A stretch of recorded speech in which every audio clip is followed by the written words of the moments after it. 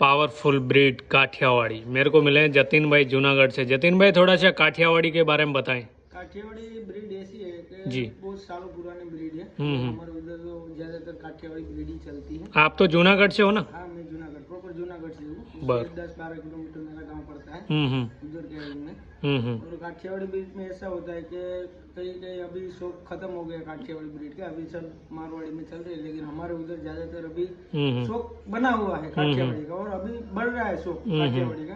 हम भी थोड़े से कहीं कहीं काठियावाड़ी घोड़े के शौकीन रहते, और उसका नाम का भी हम स्वर्गस्थ ईश्वरदान भाई गढ़वी उनका चारणी शिवली में बोलते हीराणी चादरटी धेले हेमण माणकी पट्टी लोराड़ी हीराड़ी वगी फूल माळ बादरटी रुचड़ी रेडी सिंगाड़ी छपर वांगड़ी चेवी चमड़ी ढाल दावड़ी भूसाड़ी रेसर केसर मुंगट मुल लखी वांदरी ने लाल गटारी जबाट मंदिर में हरे लेने नास मोगा उलो और एवा धरा सोरठारा तुरंगा वाला एवी काठियावाड़ी घोड़ी હતી।